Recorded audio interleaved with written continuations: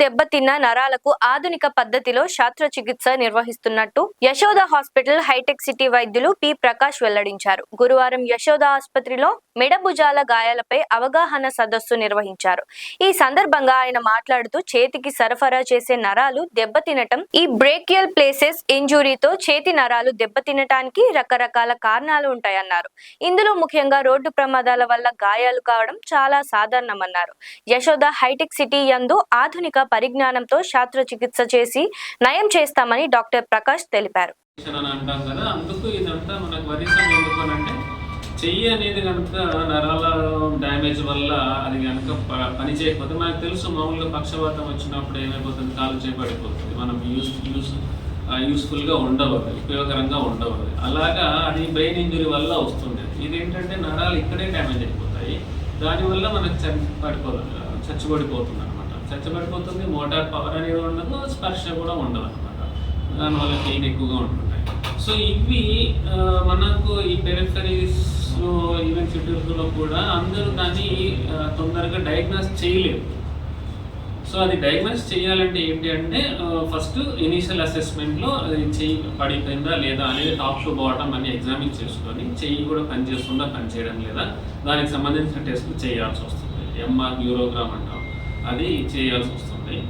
అది దాన్ని చేస్తేనే మనం డయాగ్నోస్ చేస్తామని కాదు, క్లినికల్ అసెస్మెంట్లో మనకు అర్థమైపోతుంది క్లినికల్ ఎగ్జామినేషన్లో. అది ఇమీడియట్గా మనం దాన్ని అటెండ్ అవ్వాల్సిన అవసరం ఎందుకు లేదు అంటే, మెయిన్గా అదర్ ఇంజురీస్ కనుక ఏవైనా ఉంటే ఎమర్జెన్సీ ఓపెన్ ఇంజురీస్, బ్లీడింగ్ అవుతూ ఉంటుంది, హెడ్ ఇంజురీస్ అవుతూ ఉంటుంది, కాన్షియస్నెస్లో ఉండదు, వెంటిలేటర్ మీద ఉంటుంటుంది, చాలా చాలా రకాలుగా ఉంటుంటాయి depending on the severity of injury. వాటిని అడ్రస్ చేస్తాము. తర్వాత మనం దీన్ని అడ్రస్ చేయడానికి మనం చూస్తాం. అది ఎమర్జెన్సీగా లైఫ్ రిస్క్లో నుంచి బయటకు వచ్చిన తర్వాత వీటి గురించి మనం అడ్రస్ చేస్తుంటాం. కానీ ఇవి కూడా మిస్ అయిపోతారు చాలామంది, ఈవెన్ డాక్టర్లు కూడా.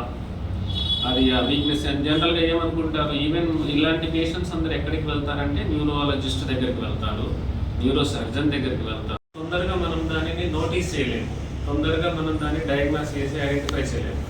అందరికీ ఏంటంటే బయట కనపడే గాయాలు, మన కాన్షియస్లో లేకపోతే బ్రెయిన్ ఇంజరీ గురించి, ఓపెన్ ఇంజరీస్ గురించి మనం ఎక్కువగా అటెన్షన్ ఇస్తున్నాము. కానీ చేతికి డ్యామేజ్ అయ్యి నరాల ద్వారా డ్యామేజ్ అయినది, చేయి చచ్చిపడిపోతే మనం దాన్ని వెంటనే అటెండ్ అవ్వలేము, అటెండ్ అవ్వడం తెలీదు.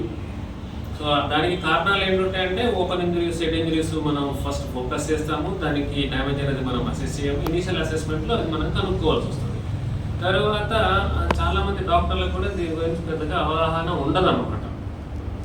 ఈ ఏదైతే బ్రేకిల్ ప్లెక్సస్ ఇంజురీస్ దానివల్ల చేయి పడిపోవడము, దాని గురించి పెద్ద డాక్టర్లకు కూడా పెద్దగా అవగాహన ఉండదు. సో అందుకు ఇప్పుడు నా మోటో ఏంటంటే బ్రేకిల్ ప్లెక్సస్ ఇంజురీస్ గురించి మీ ద్వారా ప్రజలకి కొంచెం మనము అవేర్నెస్ ప్రోగ్రామ్ లాగా తీసుకెళ్ళడం అనమాట. సో బ్రేకిల్ ప్లెక్సస్ ఇంజురీ అంటే చేతికి సరఫరా చేసే నరాలని బ్రేకిల్ ప్లెక్సస్ అని అంటాం.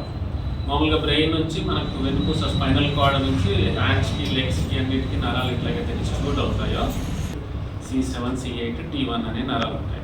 అందులో 5 నరాలు ఉంటాయి. 5 నరాలు అన్నీ కలిపి మన చేతికి పనిచేస్తాయి అన్నమాట. అంటే షోల్డర్ ఎత్తడానికి కానీ, భుజం ముడచడానికి కానీ, హ్యాండ్కి పనిచేయడం కానీ అవుతుంటాయి. ఇవి డ్యామేజ్ అయినది సివియారిటీని బట్టి మనకు ఒక షోల్డర్ ఎత్తడం ఇబ్బంది అవ్వచ్చు, ఎల్బో ఇబ్బంది అవ్వచ్చు, హ్యాండ్ పని చేయకపోవచ్చు, 80% చెయ్యి మొత్తం కూడా పడిపోతుంది. సో ఇవి ఏంటి అయితే అంటే ముఖ్యంగా రోడ్ ట్రాఫిక్ యాక్సిడెంట్స్లో 2 వీలర్ బైక్ రైడర్స్లో ఎక్కువగా అవుతూ ఉంటాయి. అందులో టీనేజర్స్లో ఎక్కువ అవుతుంటాయి. హై వెలాసిటీ ఇంజురీస్లో ఎక్కువ అవుతుంటాయి.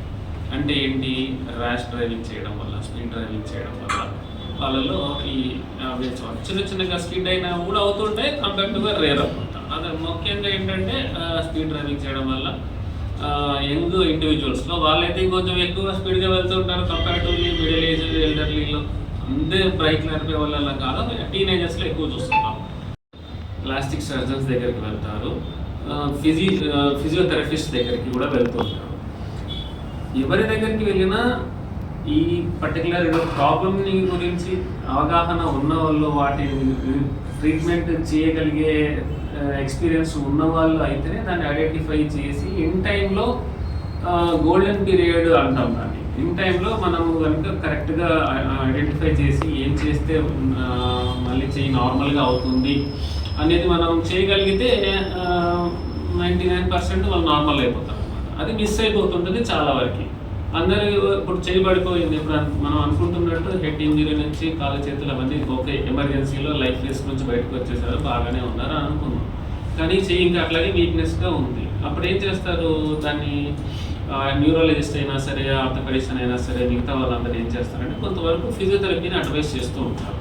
ఎందుకంటే వాళ్ళకి ఆ ఇంటెన్సిటీ సివియారిటీ తెలియకపోవచ్చు, లేదంటే ఒకవేళ కొంతవరకు నర్వులు కూడా డ్యామేజ్ అనేవి ఎలా ఉంటాయంటే టైప్ 1 నుంచి టైప్ 5 అనేసి 5 రకాల డ్యామేజెస్ ఉంటాయి.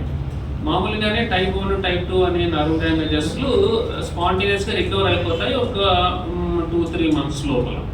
అంతకంటే ఎక్కువ కనుక వెయిట్ చేసినా కూడా రికవర్ అవ్వలేదు అని అంటే కంపల్సరీగా సర్జరీ చేయగలిగే అవసరం ఉండే టైప్ 3 నుంచి టైప్ 5 ఇంజురీస్ ఉంటేనే అవి అలాగా అవుతుంటాయి అన్నమాట. అవి మిస్ అయిపోతుంటాం. అది ప్రొలాంగ్డ్గా మంత్స్ టుగెదర్ వాటిని ఫిజియోథెరపీలోనే అడ్వైస్ చేస్తూ ఉంటారు. ఈవెన్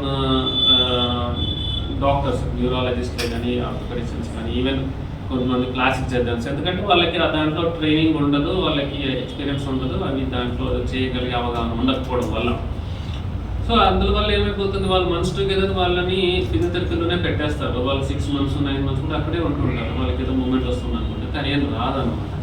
వచ్చేది ఉంటే కనుక అది ఒకవేళ రికవరింగ్ స్టేట్లో ఉంది, ఇంప్రూవ్ అవుతుంది, ఇంకొంచెం వెయిట్ చేయొచ్చు, ఎక్స్టెండ్ చేయొచ్చు.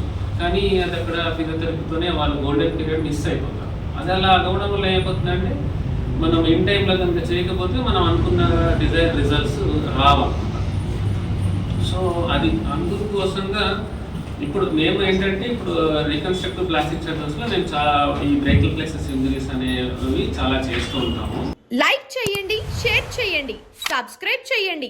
మరిన్ని వీడియోల కోసం బెల్ సింబల్ పై క్లిక్ చేయండి.